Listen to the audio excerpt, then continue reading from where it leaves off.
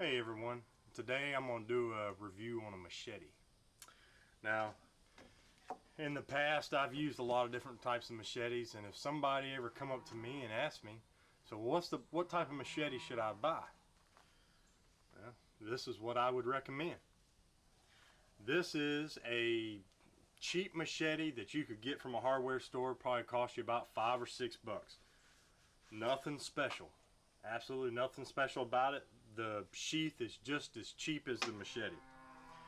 The reason I recommend these type of machetes is because they're made of really thin material and they cut really well because of that. Some of the more expensive machetes that I've used just didn't cut as well as these. They're made of thicker material. They're very stiff, and they just didn't do as good of a job. Now the downside of that is you get this really cheap sheath that's practically useless. In fact, this one, you can see right there, the point of that machete is sticking out the end of that sheath. But for $5, I mean, you couldn't steer somebody wrong, because it was the best cutting machete that I knew of. And even when I tried more expensive machetes, they just didn't do the job. Well, one day I was using a Condor product. This was a Condor tie knife, and I was actually using this knife for all types of things. A lot of bushcraft stuff. I mean, whenever I was going on my alone adventure, a lot of the early stuff, I mean, this was the knife that I was using, and found this knife to be a really good chopper. It's pretty thick in the handle, but it actually tapers down going towards the point, and comes with a nice leather sheath with 2 snaps. I was so impressed with this knife that when I saw that they made a tie machete, I said, yes, that I need to try that. And unfortunately, I mean, it is a lot more expensive than your $5 hardware machete. But I can say, after using this machete, I can see why it costs more. It is a nice machete. It is much nicer. It works much better than the run-of-the-mill, you know, the better than the hardware machetes, but these other machetes that just didn't cut as well were not to this standard. First of all, this machete has a leather sheath with 3 snaps on it. Actually has a swivel. It has a belt loop on it. Something that big, I don't think I would ever carry it on my belt. If I did, it would be for a very short time. There she is. And it's pretty long, but one thing you're gonna notice, it's a machete, so it's actually made of really thin material.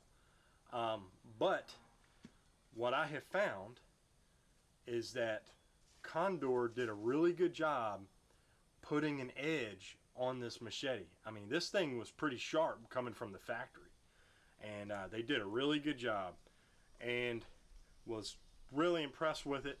I've been cleaning fence rows with this machete, and I've been using nothing but this machete. It has done a great thing. I've been able to chop big stuff and small stuff, because for a machete, for me, it's just important to be able to chop small stuff that's really flimsy. That means that you've got to swing it fast, and it's got to be sharp to cut really small material. But it'll chop big material just like a big axe. One thing I noticed about this machete is that the handle's pretty blocky. And my first reaction is that when I grabbed the handle, I mean, it felt like you were just holding on to a square block of wood.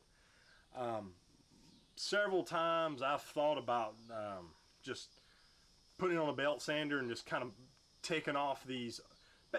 basically taking off these upper edges that are really kind of in the palm of your hand. I did rework the handle just a little bit on the knife, because it was very similar. and by creating just kind of a little bit of a belly that fits into the palm of your hand, just a little bit, made a huge difference. So I've considered that with this machete. But the reason that I have not just jumped out there and done that is because I have used this machete a lot, and it has not given me any blisters. So that's a good thing, because I can't necessarily say that about this machete. I mean, these handles are not good at all, okay? And they will, I mean, certainly give you a blister. But this one, somehow, even though it kind of feels a little bit awkward in the hand, has not given me any blisters. What I do know is that it's you know, it tapers in this direction. So a lot of times I'm holding it here and I'm chopping stuff up close.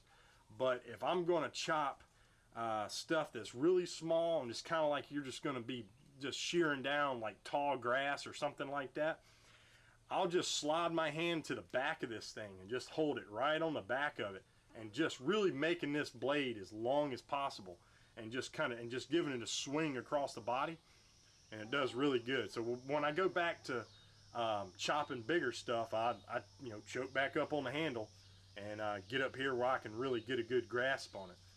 But I do believe that number one is the sharpness of the blade.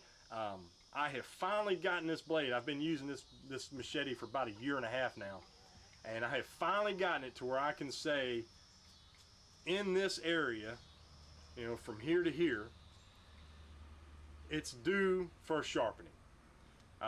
This out here, it does not get used much. I mean, it's really kind of unpractical. I mean, for swinging this, you can imagine you're going to do most of your cutting from here to here. I mean, really in this belly.